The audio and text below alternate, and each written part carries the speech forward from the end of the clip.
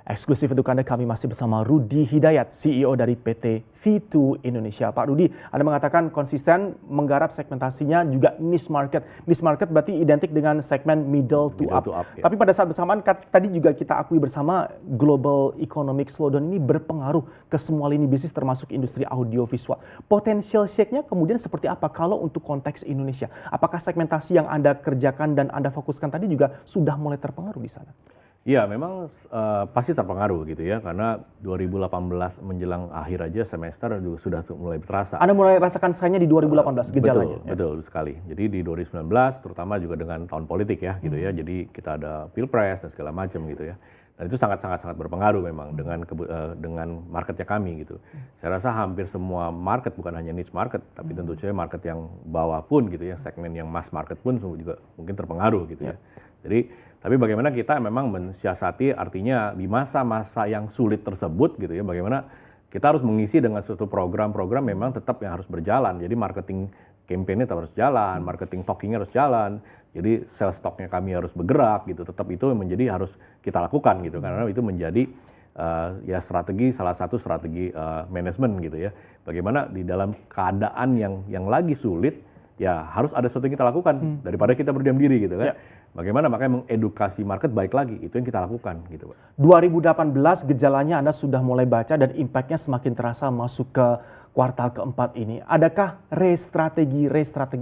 Kalau tidak semuanya bisa didiskus, mungkin bisa disebutkan Pak mengenai target-target penjualan dan seperti apa growth dari sales di 2018 lalu. Adakah nanti akan ada perbedaan yang signifikan sehingga Anda harus seperti revisi, dan revisinya semoga kita tidak harapkan revisi ke bawah nih target penjualannya.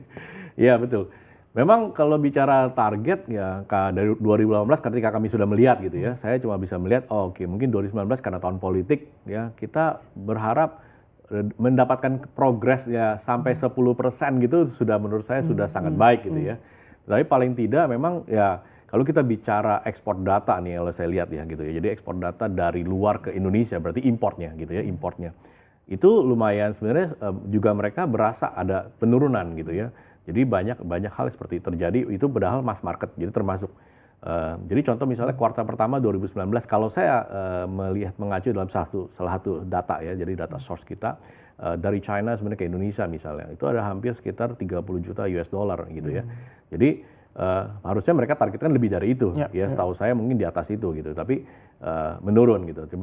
Tapi bagaimanapun ya saya rasa tadi semua karena kita kena imbas pastinya gitu. Makanya kenapa kita pun 2019 bukan kita tidak namanya optimis gitu ya, atau bahkan kita juga tidak mau pesimis. Makanya saya bilang mungkin ketika kita bisa sustain aja bertahan di sana dengan angkanya atau bahkan bisa bertumbuh aja gitu ya dengan maksimal 10%, menurut saya ini sudah menjadi baik karena kita kehilangan banyak momen, misalnya contoh di bulan-bulan pilpres tentunya gitu ya. Jadi Mei, Juni malah justru kehilangan momen ya. Long holiday kan gitu ya, long holiday. Jadi long holiday di Juni, lalu pilpres di Mei gitu, kondisi politik.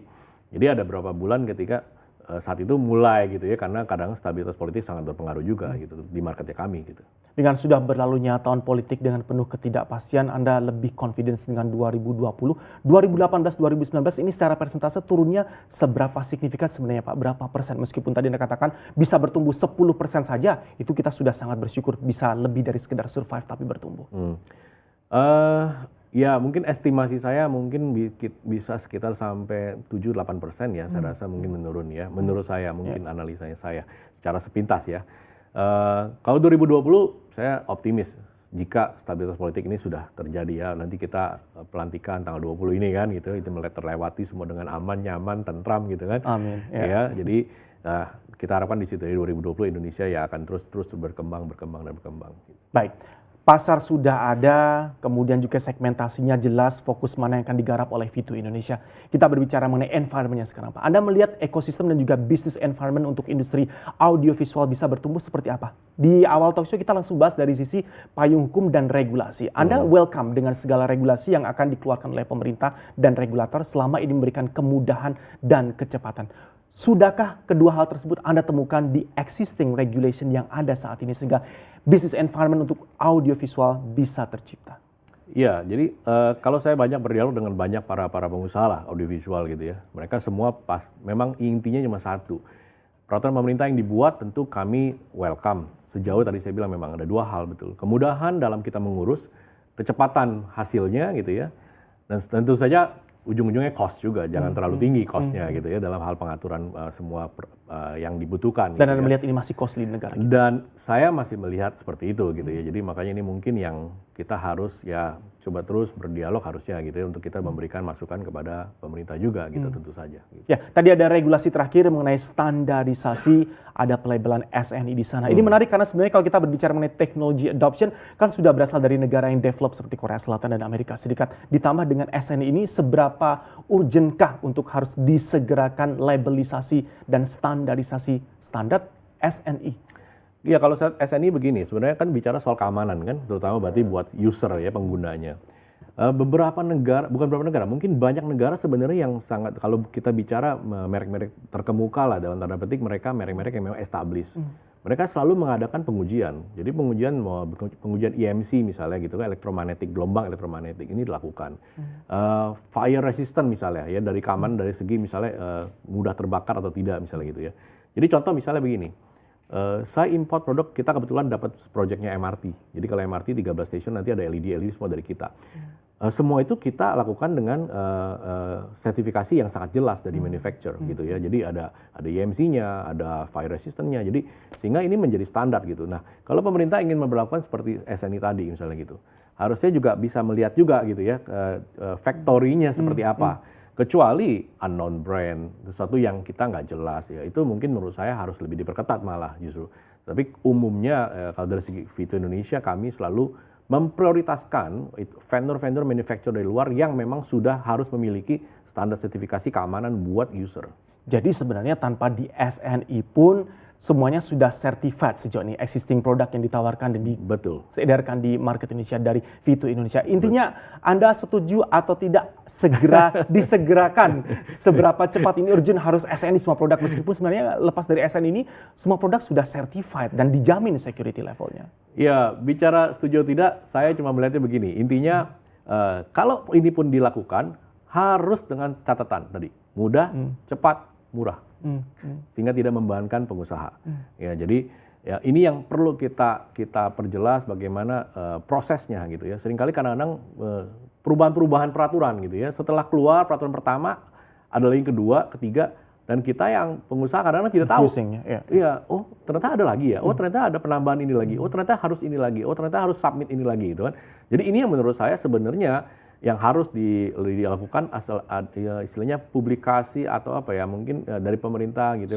Sosialisasi, betul. Sosialisasi kepada publik gitu ya. Memang mungkin tercantum dalam website ya pemerintah gitu ya mencantumkan ini. Tapi kadang-kadang kan ya banyak mungkin orang yang tidak terlalu membaca detail ya di dalamnya seperti apa gitu.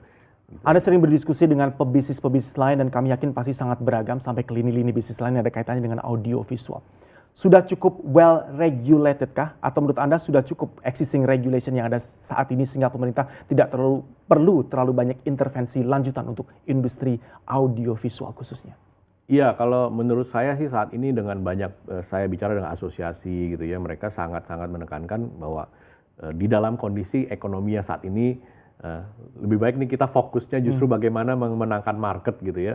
Jadi jangan sampai malah kita lagi mau fokus fighting dengan kondisi market yang ada, dengan kondisi perlambatan ekonomi, tapi kita malah juga jadi pusing juga dengan mengurus regulasi-regulasi yang akhirnya menyita waktu juga gitu ya. Bahkan mungkin kita belum bisa misalnya menjual produknya atau mengimport produknya tanpa satu surat gitu ya. Sehingga malah jadi terjadi nanti kita terbelakang. Jadi kalau kita ngurus surat saja misal 2-3 bulan, lalu kita belum bisa impor karena tanpa surat tersebut, lalu Indonesia akan terbelakang lagi, gitu kan, akan terjadi seperti ini gitu. Nah ini menurut saya yang kita tidak harapkan sebenarnya gitu ya. Menimbulkan semacam disrupsi, dan ini yang sudah Anda dan para pengusaha rasakan. Iya, tentu saja ada beberapa yang kita rasakan seperti itu. Baik, ini kita berbicara mengenai menjaga margin yang tetap terjaga bahkan bertumbuh di tengah situasi apapun yang terjadi. MRT tadi menarik Pak, kita mungkin bisa gali lebih dalam lagi. Ternyata MRT juga disediakan dan dipegang oleh Vito Indonesia. Seperti apa ke depannya untuk MRT ini? Kan nanti juga ada pembangunan LRT dan sebagainya khususnya di ibu kota Jakarta. Ya, jadi memang sarana transportasi kan sekarang memang sudah eranya maju lah gitu ya. Berarti kita mulai dari misalnya tahu railing juga kan, railing itu ada dari kereta dari stasiun BNI menuju bandara. Di dalamnya juga ada display, nah itu semua juga dari kami.